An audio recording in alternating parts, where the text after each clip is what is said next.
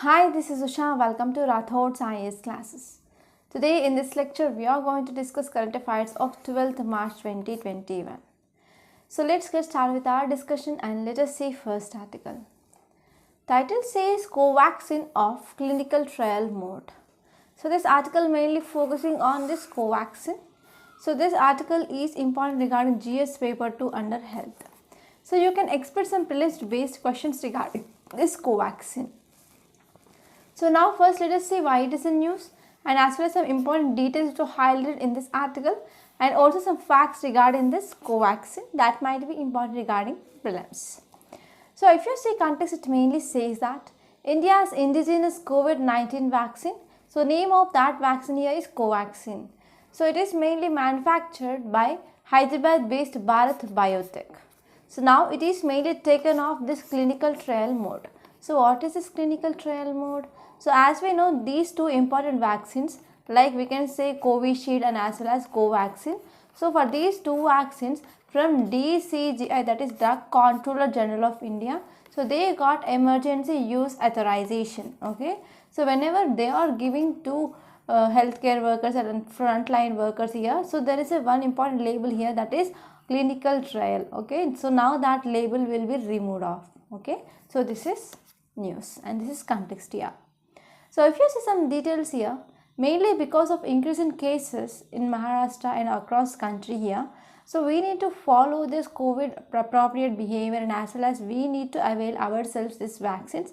So because of this, to make available this vaccine, so now this label which is mainly removed. And now let us see some facts regarding this Covaxin.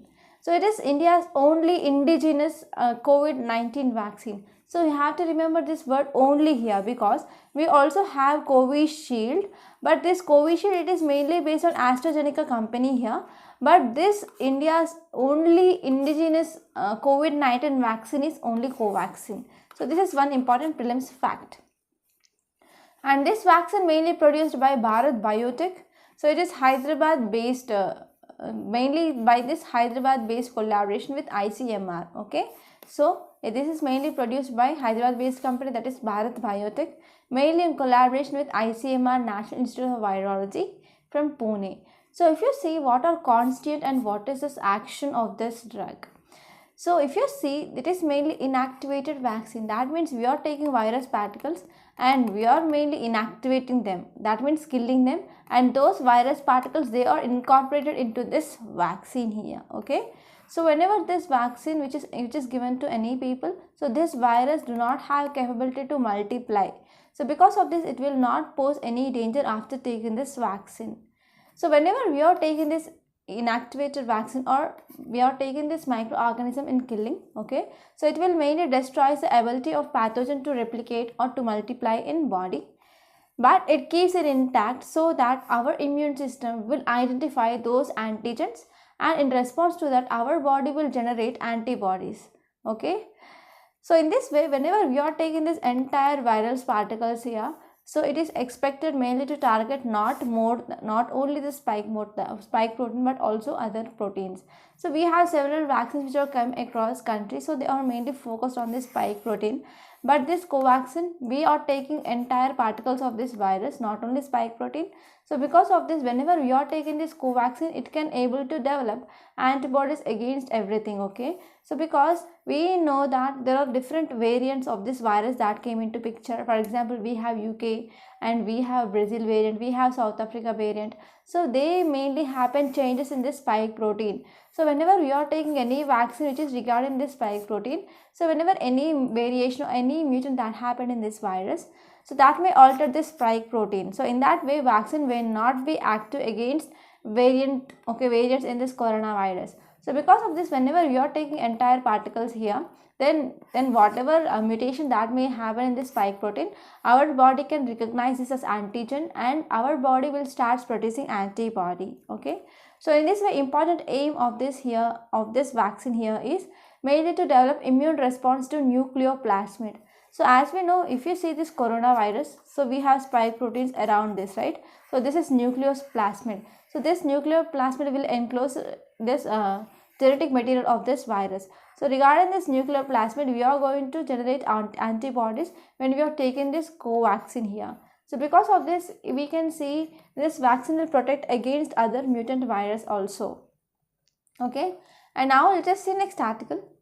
So before seeing this article, I want to make a small announcement on this platform. We came up with this current affairs package course. In this course, we are focusing on current affairs exclusively and also mains answer writing practice. So if you ask me what is importance of current affairs, about 50 to 60% of current affairs will come as questions. Either it may be prelims or mains or even interview here. So if you are getting any static based questions, they are maximum related to this current affairs. So mastering of current affairs is important to clear UPSC.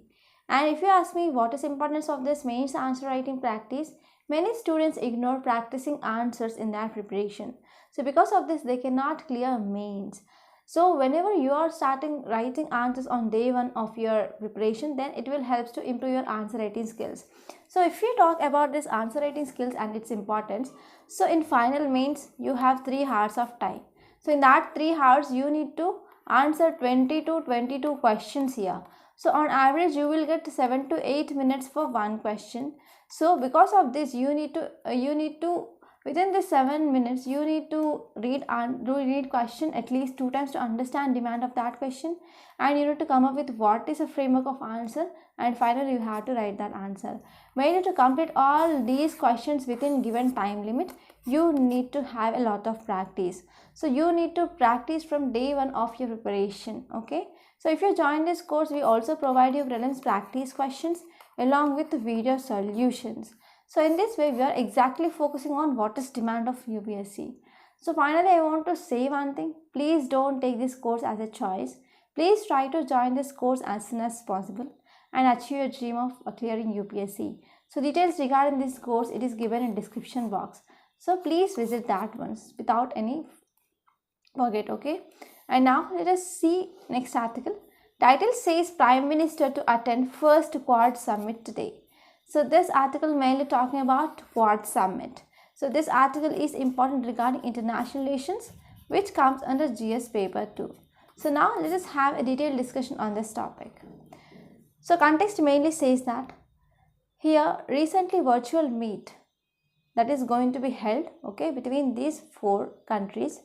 So in this meeting, important areas that are going to be addressed regarding COVID-19 vaccines, cooperation on technology, and as well as climate change. So these 3 are top of agenda of our Prime Minister. Okay, our Prime Minister will join US President, Australian Prime Minister, and also Japanese Prime Minister in a virtual meet here. Okay, so these are some important areas we are going to focus in that meet. First one is COVID-19 vaccines, next one is cooperation on technology, and next one is climate change.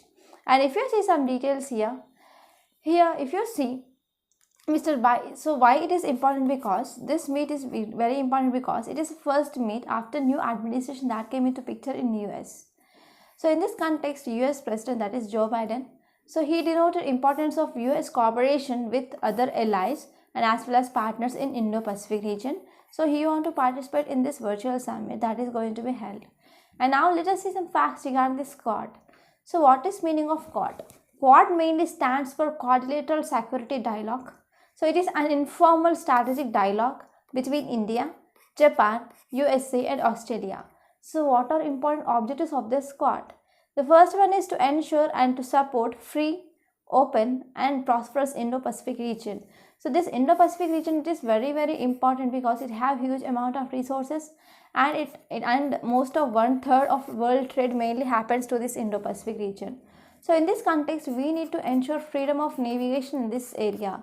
So because of this increase in Chinese presence in this Indo-Pacific region, so we are mainly wanting to counter this China presence in this Indo-Pacific region. So and we need to ensure this freedom of navigation in this Indo-Pacific region. So because of this, we came up with this Quad dialogue. So if you see history of formation of this Quad, so first this idea mainly mooted by Japanese President, okay, Shinzo Abe in year 2007. So later on December 12, 2012, again floated ideas of this Asia's Democratic Security Diamond. And this diamond, that is democratic security diamond, mainly involving 4 countries. First one is Australia, second one is India, third one is Japan, and fourth one is USA. Mainly to safeguard maritime commons from Indian Ocean to Western Pacific. So mainly we came up with this democratic security diamond between these 4 countries, that is Australia, India, Japan and US. Mainly we want to safeguard maritime commons, mainly from Indian Ocean till Western Pacific region. Okay, and later on in 2007, US, India, Japan and Australia, they gave shape to long pending Quad. So this Quad mainly formed in year 2017. So it mainly contains 4 members. First one is US, second one is Japan, third one is Australia and fourth one is India. Okay, you have to remember this. And what is important objective? Objective here it is to safeguard maritime commons from Indian Ocean to West Pacific Ocean. Okay, so these are some important facts and things which you need to remember here. And now let us see next article. Title says 44% of MLAs who shifted parties joined BJP. So we need to focus here on ADR. Okay. So this is very important, and this topic is important regarding polity point of view. And I want to give you a small homework. So this article mainly talked about defection. So in our constitution we have a provision called as anti-defection law. So in which schedule it is present? So this is your homework. Okay, so please let me know in comment box. And now let us see this article in great detail. So this article mainly talking about ADR, that is Association for Democratic Reforms. So why this is in news? Because recently this ADR came up with a report. So that report mainly regarding analysis of MLAs and as well as MPs shifted parties and recontested elections from 2016 to 2020. So between this 2016 to 2020, so how many MLAs, how many MPs, they shifted parties and they recontested in these elections. So on this here ADR came up with one analysis here. So if you see some details regarding this analysis, it mainly says that BJP, it is the biggest gainer here. So many MLAs and MPs, they shifted to BJP party. And who is the loser? Loser here is Congress. Okay. And next one is this report mainly analyzed about 443 MLAs and MPs. They switched parties and recontested polls in past 5 years. And 42% of MLAs and MPs, they quit this Congress party. And these people, they came under some people, they come under defection here. This defection of MLAs mainly was the cause of governments, mainly seen in Madhya Pradesh government, Manipur, Goa, Arunachal Pradesh and Karnataka, that led to falling in recent past. So because of these MLAs or MPs who are shifting from one party to another party, they will comes under this defection, right? So because of this defection, whenever these people are removing from party, then what, disqualified from party, what happened? There will be loss of majority in government, majority of government on floor of house. So because of this, that led to mainly failure of governments in states like Madhya Pradesh, Manipur and as well as Goa, Arunachal Pradesh and Karnataka. Okay, and now let us see what are causes of defection. Okay, so if you see some areas, we can see there is a late defection that is seen here. So this defection mainly, which is an exclusive power of Speaker of House here. Okay, Speaker or Chairman of House here, that is presiding officers of Lok Sabha or Rajya Sabha. If you are talking about state legislature, Speaker of Assembly and Chairman of Council, so they will place an important role to decide whether it comes under defection or not. So if you see some of cause of defection here is nexus of money and muscle power, and as well as absence of laws on functioning parties, and there is last of honest leaders. So because of this, we are seeing defections that are increasing day by day. And if you see some need here, so what is the need here? So whenever people, they are shifting from one party to another party, what happened? So the government that may fall here because of lack of majority in house or lack of confidence in house. So until and unless these trends are reined in, current electoral and as well as political situation in country will be deteriorated. That means if at all one MP or one MLA from one party to he is shifting to another party here, so that will leads to electoral process and as well as political situation that will be deteriorated in country here. So this is gist of this article. Okay, now let us see some facts regarding this ADR, Associate for Democratic Reforms. So this area, it is non-partisan, non-government organization which mainly works in areas of electoral and as well as political reforms.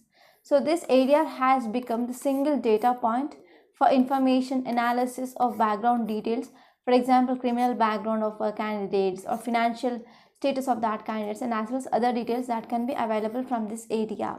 So important aim of this area here, it is to bring transparency, accountability in Indian politics. So we need to reduce influence of money and as well as influence of muscle power in elections, mainly to bring transparency and as well as accountability in this Indian politics. So if you see some areas of focus of this area, the first and foremost here is it mainly focus on corruption and as well as criminalization in political process. And next one is it will mainly focus on empowerment of electorate, mainly through greater dissemination of information relating to these candidates and as well as parties here. So because of this area which will conduct some analysis and it will come up with some reports here. So in these reports it will provide some information regarding candidates who are contesting in elections, etc. So whenever this information which is made available to public here, that will empower these electorates mainly through greater dissemination of information such that they can make a decision. Okay. And next one is there is a need for great accountability of Indian political parties. So because of this, in this area also it will focus. And next one is need for inner party democracy and transparency in party functioning. So these are some important areas of focus of this ADR. So these are some important details that you should remember. And now let us see next article. Title says China Parliament approves 5-year plan. So this article mainly focusing on China's 5-year plan. So why this is important? So in this 5-year plan, they came up with a number of developmental projects, number of infrastructure projects, number of hydropower projects. So we need to focus on hydropower projects because these hydropower projects, they are mainly come up in this Yarlung Zangpo, that is river Brahmaputra. So as we know, this river Brahmaputra will also flows into India, correct? So at Arunachal Pradesh, near Arunachal Pradesh, it will take a bend, syntaxial bend, and it will enter into India here. So at this bend now China, which is mainly proposing to have hydropower project here. So because of this, we have some concerns we raised here. So regarding that, we have to have a discussion on this topic. Now this topic is important regarding GS paper 1 under geography and as well as GS paper 3 under economy and even international relations, which comes under GS paper 2. So I want to give you second homework here. So please refer some facts regarding this river Brahmaputra. Already we had a detailed discussion on this river Brahmaputra. So I want to give you one homework here such that you can revise those facts that already we discussed. So now let us see this article in great detail. So if you see context, it mainly says that China formally approved outline of 14th 5-year plan, that is from year 2021 to 2025. So in this 5-year plan, it mainly highlights about number of key strategic projects. First one is regarding first dam in Tibet on lower reaches of this Yarlung Zangpo area. And next one is Sichuan Tibet railway line, which is again near Indian border. And next one is they are mainly pushing for self-sufficiency in emerging industries by using artificial intelligence. And they also came up with 4 projects in upper and middle reaches of this Yarlung Zangpo. So if you're talking about what is this lower reach, as we know, let me draw here map. So here Yarlung Zangpo river will be started and it will be entering into India at this bend here, okay, that is near Arunachal Pradesh. So here China, which has came up with this 4 projects in upper and middle reaches, so they include here, okay, these are 4 upper and lower reaches of projects here. And now it is mainly planning one lower reach project, so that is in this area, okay. So this is 50 kilometer stretch. So in this stretch they are going to have this project, okay. So if you see some India's concerns regarding this project here is India mainly expressed concerns over these 4 previously announced dams on upper and middle reach here. For example, Zangmu Dam here and dams on this lower reach at this Great Bend. So this location which is very near to Indian border. So because of this, India mainly showing some concern regarding this project. So if you see some facts regarding this project, so this lower reach project that mainly done by the state-owned hydropower company of China, that is Power China. So Power China signed agreement with Tibet Autonomous Region, and for first time they are going to have this downstream sections of river that will be tapped here. So if you see spot of this dam, it is mainly at Great Bend of Brahmaputra. So here river turns sharply and that flows into India mainly through this Arunachal Pradesh. So if you see this Great Bend, it is about 50 kilometer section alone. So what is importance of this project? So whenever China is going and building this project here, within this 50 kilometer of stretch, it have mainly potential of developing about 70 million kilowatt hour of power here. So in this way, it is very important for Chinese energy security. And next one is, if you see other projects, they are mainly planned at upper and as well as middle reaches. They include Dagu, Jeksu, Jangmu and Jaicha. So what are concerns of India here? First one is India mainly expressing concerns on this Brahmaputra since 2015 when they came up with this Jangmu dam here. So if you see, whenever they are going for building of this dam at this Great Bend, so this location mainly downstream and as well as it just appears border from Arunachal Pradesh. It is very near to Arunachal Pradesh. So this is one of cause of concern. And next one is quantity of water. It is not an issue for India because these dams they are going by this Chinese, they are mainly runoff river dams. So what is this runoff river dams? For if you see traditionally, if you see this hydropower projects, whenever river it is moving in this direction, they will go and they will create this dam. So whenever dam is created, then lot of amount of water that can be stored here. So after that they will release water such that it will turn turbines here that will produce electricity. But what happened, these projects are mainly runoff river projects. That means there will be no building of this massive infrastructure or there will be no storage of large amount of water. So whenever river it is moving in this direction, so in this way there will be small construction is there. So in this small construction they will arrange these turbines.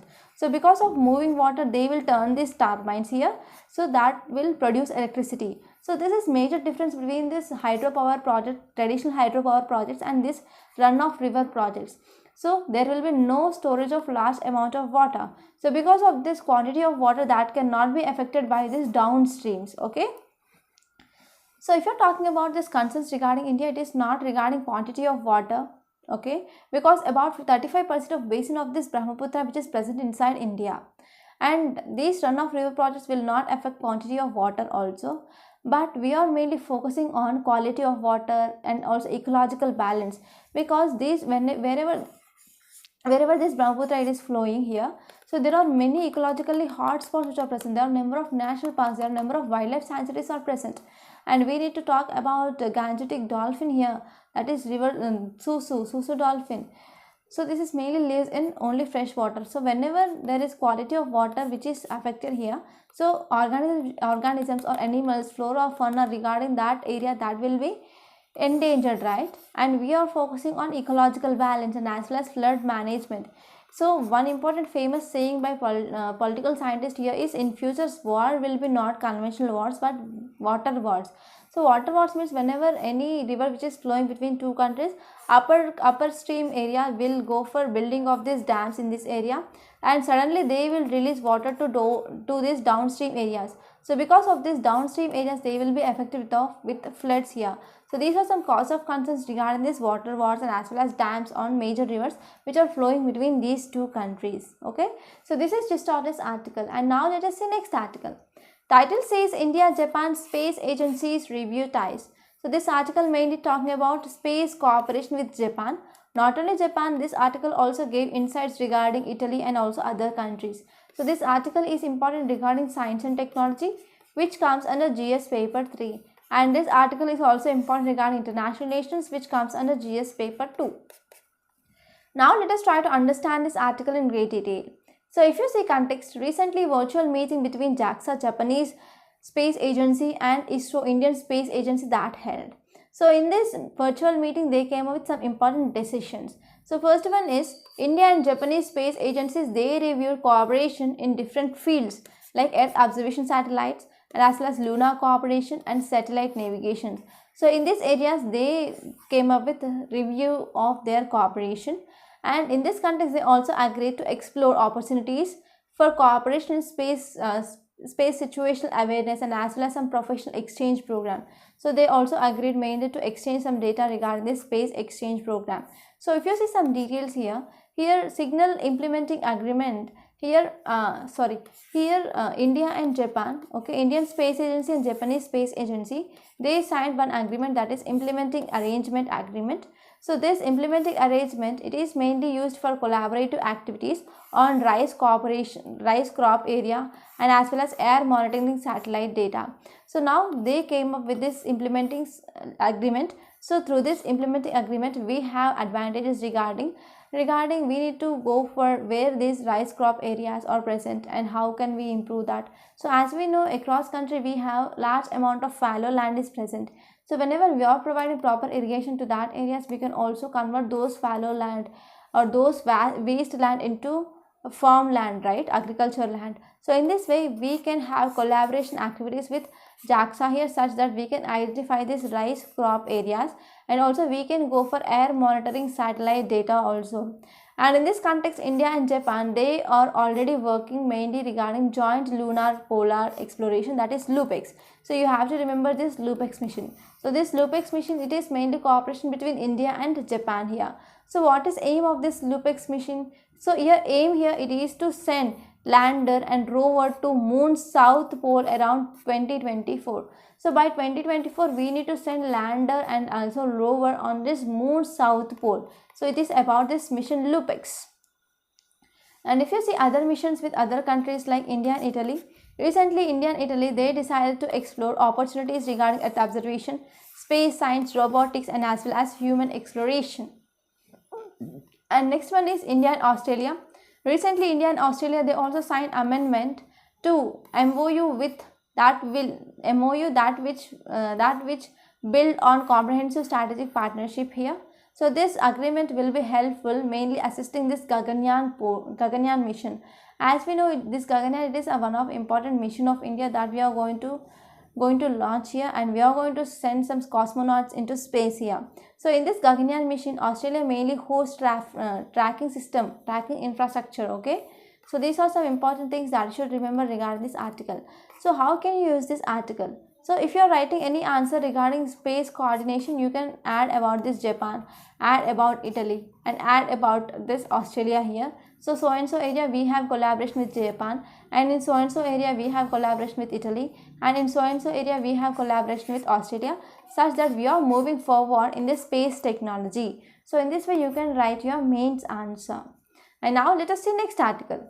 Title says working towards climate justice in an non-ideal world. So what is this climate justice first? So what is justice? There is no discrimination, right? So there will be free and fair trade, right? And there will be no discrimination. That means no country should be discriminated to come forward with policies and programs mainly to deal with this climate change. So this is called as climate justice. Okay, so how can we ensure this climate justice? First one is we need to go for programs and policies.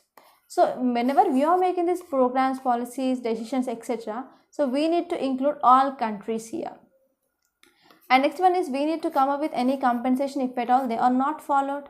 And next one is we need to come up with funding. Global funding is important. And next one is we need to come up with any arbitration, like if at all one country it is not participating in that, so what will be the punishment here? Okay, and we need to link this climate change with other fields like economy, environment. So what is impact of climate change on social as well as political economy of that country? So whenever we are taking these steps, we can achieve this climate justice. So this article is very important regarding economy and environment point of view, and this article is exclusively important regarding means. Now let us try to understand this article in great detail. So if you say why this climate change is in news, because new administration of US, mainly he want to rejoin this Paris climate deal. So earlier Donald Trump withdrawn from this climate deal, but this new administration by Joe Biden, he want to rejoin this Paris climate deal. And this new administration also put some diplomatic push to increase global climate ambition here. So here this new administration of US also focused on climate change to be top one of this global agenda. So whatever agenda that is taken by this new administration, one important thing here is to address this climate change also. So because of all these things, climate justice is in news. So in this context, all countries, they are being told to commit to net zero GHG, that is greenhouse gas emissions, by 2050 with credible plans to ensure meeting this domestic target. Okay, so it means whenever we want to come up with this climate justice, not only single country need to come up with policies and programs, but every country that need to come up with policies and program, because this climate change, it is not only restricted to so and so country which is releasing large amount of greenhouse gases. So whenever any country which is releasing this GHG gases, what happened, there will be also impact that is seen on the other countries. So as of now, whenever developed countries, they are releasing large amount of these pollutants into this atmosphere, that is leading to pollution here. So because of these pollutions, which countries they are affected most, that is not developed or underdeveloped or developing countries, that will be affected lot, right? So because of this, developed countries, they need to come up with technologies and they need to assist this developing and as well as least developed countries to come up with this like decreasing of this global emissions here. So whenever developed countries, they are taking that thing, then we can go and achieve this climate justice here. So in this context, new US administration secretary general even called for countries to declare national climate emergencies apart from building a coalition for a carbon neutral world by 2050. So here the first thing here is we need to come up with net zero emissions by 2050, and second one is we need to come up with this carbon neutrality by 2050. Not only this, we need to declare national climate emergency. Not only declaring that, we need to go for this carbon neutral thing by 2050, we need to also come up with this national climate emergencies. Every country that need to come up with policies and programs mainly to address this climate change here. So in this context, this United Nations Secretary General also says that countries, they are representing about 65% of this global carbon dioxide emissions. They agreed to come up this national climate emergencies and as well as carbon neutral thing.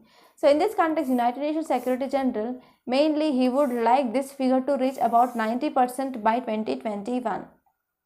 So if you're talking about these challenges of this global goal, to reach this global goal, what are challenges? First one is we need to come up with this national emergencies, okay, and we need to come up with these policies and programs. So whether these policies and programs, they will be scrutinized, okay, they will be subject to this international reviews and verifications or not. And next one is what about whenever any country which went for this non-compliance, whenever it is not following by those rules and guidelines, then what will be punishment? And next one is even WTO rules, they are presently excluding this use of tariffs on this environmental grounds also. And there is also issue of money. So whenever we are talking about issue of money, we can come up with global fund. Even Raghuram Rajan committee also proposed for this global fund. So this global fund, that should be based on the carbon emissions. So if at all the country which is releasing more amount of carbon emissions, then that country need to contribute more for this global fund here. So in this way, we can disincentivize this coal, and as well as we can incentivize whenever we are moving towards this renewable energy sources. And in this context, India will be benefited more when we have come up with this global fund here, because if you're talking about per capita carbon dioxide emissions, it is very less. It is just 2 tons here when we are comparing with other developed countries. So in this way, we need to more focus on this renewable energy. Even in our budget here, recently we are coming up with privatization of the coal fields, right? So because of this, it may increase carbon dioxide emissions. So because of this, we need to move towards renewable energy sources like solar, wind, etc. here. And whenever we are decreasing our emissions, then we can also go for emission trading. So in this way, it will be also another benefit for India here. So for this climate justice, mainly to achieve this climate justice, we need to leverage its green and as well as blue nature commitment to ensure carbon and as well as policy space, such that we can helpful for development and as well as global aspirations. So mainly for development across world and as well as global aspirations here we need to come up with this carbon neutrality and also policy making from each and every country level, and finally we can achieve this climate justice. So this is just of this article. I hope it is clear. And now let us see today's main question. In light of Chinese dam approval, how those dams in lower reaches impact people and ecology, and suggest some measures to address them. So please try to write answer, and answer should not be more than 150 words. So by this we are concluding today. I hope you enjoyed this lecture. Please subscribe to my channel and don't forget to like, share and comment my videos. And don't forget to enroll this current affairs package. Thank you so much.